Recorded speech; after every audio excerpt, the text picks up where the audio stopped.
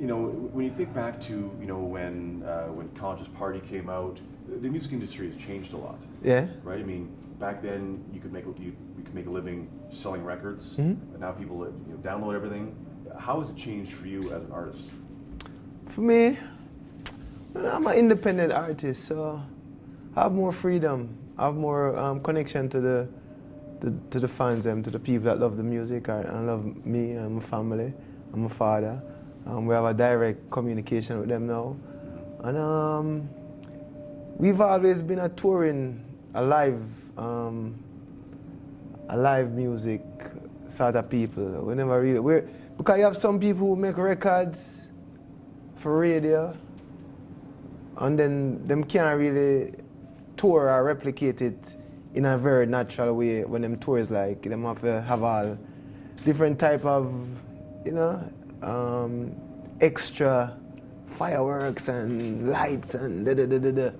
We're real music, so our music can translate live and connect with people on more than an entertainment level, and that has always been our thing, playing music for the people, in front of the people. Not just for them to hear it on the radio or see the video, but being live in front of them. That is the main thing. So when you think back, you were just a kid when your dad's music was so popular. How would you describe the state of reggae music today? Well, first of all, I think his music is even more popular today, now that I'm an adult. Mm-hmm. So when I was a kid, it was alright, but now it's like bigger than when I was a kid, you know? Mm-hmm. Reggae music today is still that music that is not totally accepted by the commercial aspect of the music industry. Mm-hmm. And so it's not promoted, it's not played, it's not embraced, but the people, it's embraced by the people, I think, because reggae music is known for having a message and a meaning and make you feel good. So I think the state of it today is, it's still in good condition. We have young musicians coming up now out of Jamaica who are expressing themselves and trying to do it with respect to the past, to the history, which is important, to always respect the history and your roots.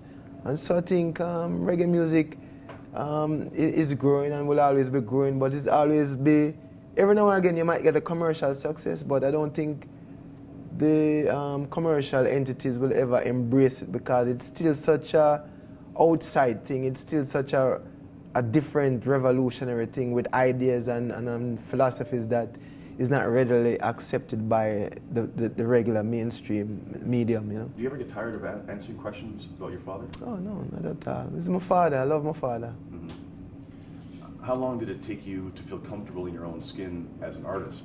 Where you, okay, I'm Ziggy, this is what I've done, so quit comparing me to my father. No man, don't quit. Keep on doing it, man. It's okay with me, you know what I mean? I am my father's son. So what is there not to compare? I am of his seed, and from my mother's womb. So obviously, there is comparisons there. Why should I try and fight that? You know, what I do is not about me. It's not about trying to make my name, or try and prove myself. We have a message in the music, and that is the important thing. The message that is in the music. It's not about Ziggy. It's about the message. I want to ask you too about, your dad would always talk about the role of Herb in his life. Is that something that can we talk about that too with you? Yeah, you can talk about anything, okay. Man. How important is that these days in your life or the lives of your friends and family? Well, I think it is important to the whole world. So let's not just talk about me, but talk about the whole world. How this plant can benefit society. Benefit in a medicinal way, people who are sick, kids who have epilepsy and seizures. This plant have certain elements in it that can be beneficial to them. People with cancer, with AIDS, and glaucoma and other illnesses. That's one side of it that I think the world needs to, and we are embracing it more, but I mean, we need to go the whole, one day we have to go the whole way and stop, kind of tiptoeing about, we know this plant is good, we know this. And my father has been talking about it before it was popular in society to to use it in the way we're using it today. I find it important. There's also the spiritual aspect of it for us.